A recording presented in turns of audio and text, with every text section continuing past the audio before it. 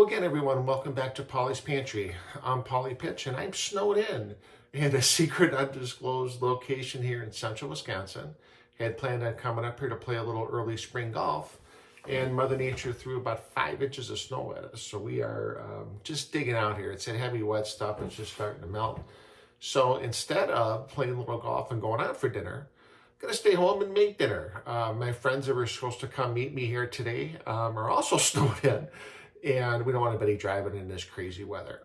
So today we're gonna make an old school favorite called Chicken Parmesan, something that everybody likes, something that you order when you go out to a nice old school spaghetti house.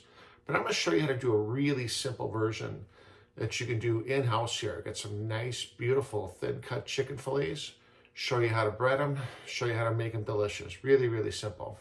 Before we get going here, thanks again for tuning in to us live and in color on fabulous YouTube. I think this is our 10th or 11th video. We're approaching 1,400 views. Thank you, thank you. We've got about 120 people ready to go and following us on Facebook. We are now on Twitter at Polly's Pantry. We're getting that set up and we'll be up and running there very, very soon. This will be our first episode to pop up there. So let's get going, find some wine, and make a little chicken parmesan.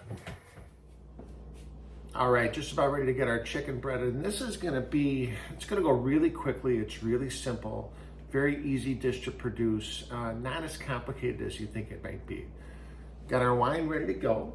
I've never had this before. This is a Line 39 Pinot Noir from California. I'm not sure where I got it, but whoever got it for me, salute, thank you to you. Not bad. Not bad, not bad. So what we have is I've got some nice little thin cut chicken breasts here. On the way up here, stopped at a little grocery store and found these little packages of chicken breast, $4.75 for 5 pieces of chicken, all cut, all ready to go. Didn't have to buy a thick chicken breast and cut it. We're all good to go here. And we've got our little breading station set up. I hope you can see this well. And this process is what I really want to focus on. Many of you have asked about the breading process here, and it's something that we do quite a bit of in Italian cooking. Did an eggplant video with this. This process will work with a piece of fish. This process will work with a pork chop. This process will work with a steak. Hint, hint out there to Barb and Ann, who have asked me 5,000 times for a family recipe that I'm not going to give to you, but this will work out and get you pretty close. Again, very, very simple, very, very easy to do. I'll put my glasses back on because I can't see. Plain old all-purpose flour. I've got what we call an egg wash, and this is 1 cup of milk. I use the whole milk. You can use 2%, which I probably should be using, to 1 egg. And we have our seasoned breadcrumbs here. And the breadcrumbs are a mixture of plain old toasted breadcrumbs right out of the can.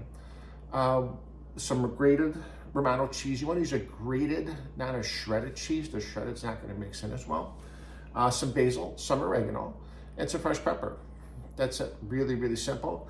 I'll have the recipe up on my Facebook page, and we'll pop it up on the Twitter feed as well. Shameless commercial at Polly's Pantry. We'll get that going as soon as we get done with the video here. So I cheated, and I got 3 already breaded. Really nice, paper thin. This is going to be absolutely delicious. You can do this the day before, do this the night before, no problem. I'm going to show you a little bit different technique. When you're breading something, I'll tell you keep one hand wet, keep one hand dry. We're going to alter that a little bit because you don't follow rules really well.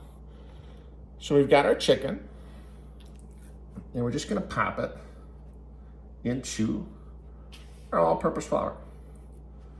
And the flour is going to help the egg mixture stick, and the egg mixture is going to help the breading stick. So everybody kind of works in tandem here. And again, nice piece of fish, piece of cod, piece of roughy. Beautiful pork chop this will make into our egg wash. And I'm just taking it just like this.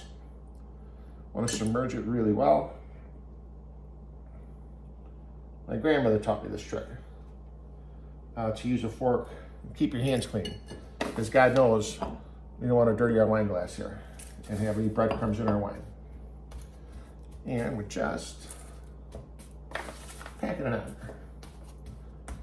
Again, in our very famous dollar store pans. And if we screw this up, if the pan gets dirty, we just throw it away. Just like that. One more time. Again, nice thin cut chicken breast. This is gonna cook up really quickly. This is gonna come out super crispy. So it's gonna be pretty good. Again, very simple. You can do this process the day before, the night before. But if you do kind of pre-bread it, save your breadcrumbs. Every once in a while, if you put this into the fridge overnight, might get a little soft on you, might get slightly mealy on you. That does, just kind of redust them in the breadcrumbs. Because you want these breadcrumbs to be nice and crisp as we fry up. And there, that's simple. Got a gorgeous, what we call a Sicilian breaded chicken breast, breaded by a real Sicilian. Let's get the stove set up, fry them, pop them in the oven. Chicken Parmesan, ladies and gentlemen. All right, back at the stove here in our expansive test kitchen. It's a lot of work to turn around in this joint, trust me. We've got everything ready to go. And again, we want to be overly organized as we always are here at the pantry. We're going to start this way. We've got our chicken all breaded, all ready to go. Again, you could bread this the day before. If it does get a little soft on you, just redust it in those seasoned breadcrumbs. We've got our pan ready to go. And if you look, we're just going to sprinkle a little bit of flour in here. You see how the flour reacts? We're ready. And again, always, always, always away from you. We don't want anybody to get splashed. And we want just a nice, even fry here on our chicken.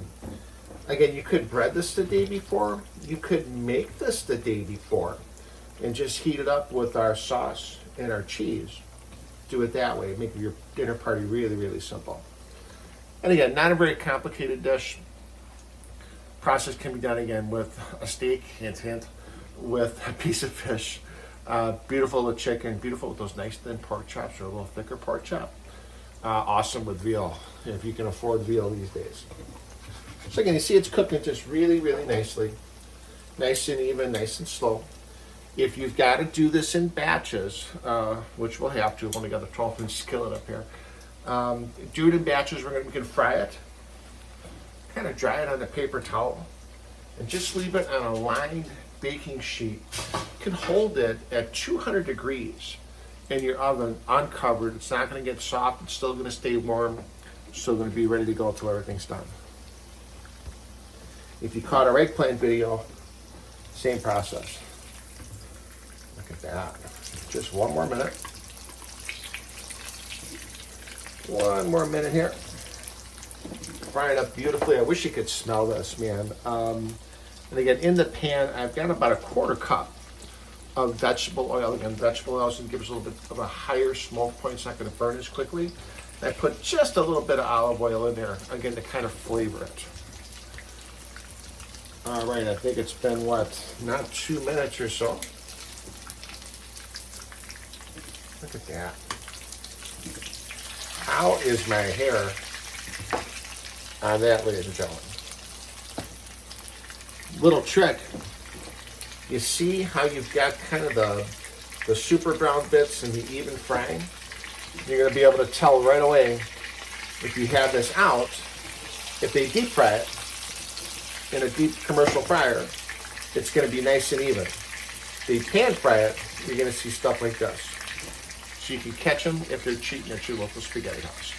So we're going to let this fry, finish up, start our other pieces, and I'll show you how to build the Parmesan. See you in a minute. Just to show you real quick, we've got that second batch in. The first couple are out. Tell me that does not look ridiculously delicious.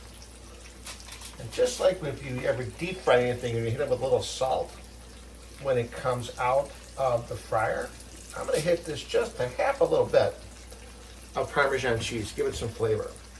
And this, believe it or not, is going to be my dinner The other 3 pieces here, I'm going to save for later on in the week. Makes a killer sandwich, or build another chicken parmesan. Really, really simple. Just heat it back up in the oven. Let this finish up. We'll build our parmesan.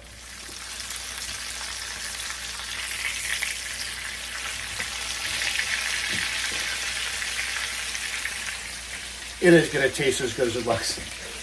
Really, really great stuff. While I'm waiting for these to finish up frying, bring it over here a little bit. We have some of our sugos. They're actually made up here not too long ago. And we froze it. Took it out of the freezer, defrosted it a little bit. And I don't want to drown the chicken in the sauce. I'm just going to put a spoonful.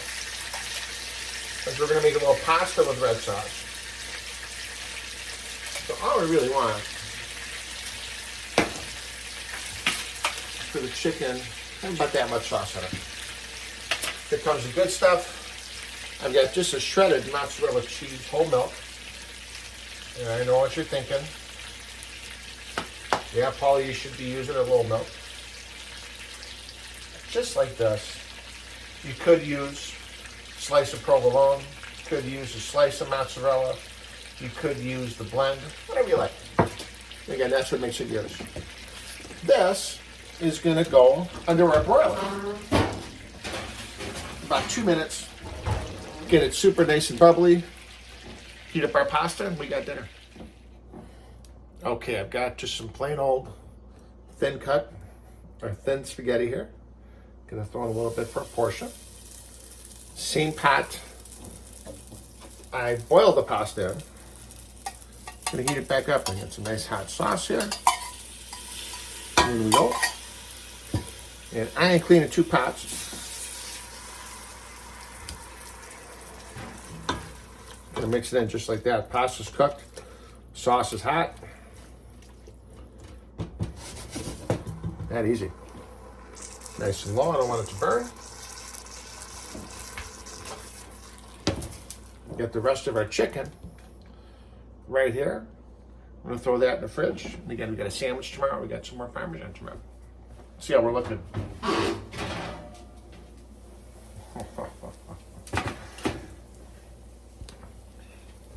Yeah.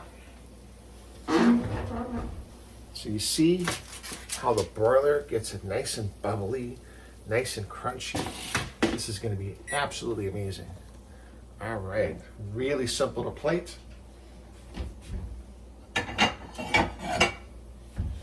Very simple dish, very quick, very easy. Let's see if we can get our plating in here now. And you can plate this how you like. Some people like the pasta on the side. I happen to like it over, or the chicken over the pasta.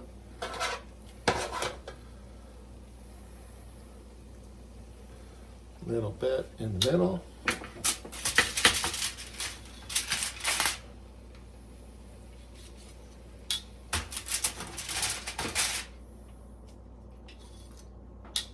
Parmigiano.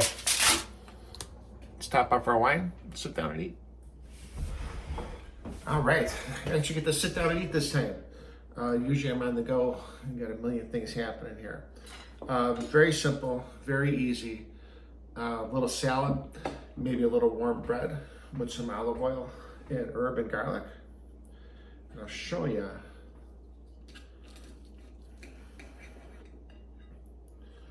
Look at the cook on that.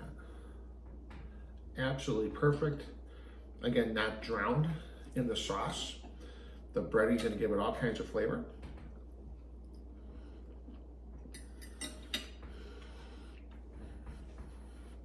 Got a beautiful crunch. Very tasty. Sugo not bad out of the freezer. Little Romano cheese, $4.75 worth of chicken, and that's dinner. Thanks again, everyone, for joining us here at the pantry. Hope you enjoyed our little chicken Parmesan recipe. Again, super simple, super easy, very quick, can be done ahead, and just heat it up when the kids come home, tired and bitchy and crabby after school and after practice. This breaded chicken, the breaded fish, the breaded veal, breaded steak, again, hint, hint, makes a beautiful left over just to be heated up. Makes an awesome dinner as well. We will see you next time down the road at Polly's Pantry. Thanks again for joining us.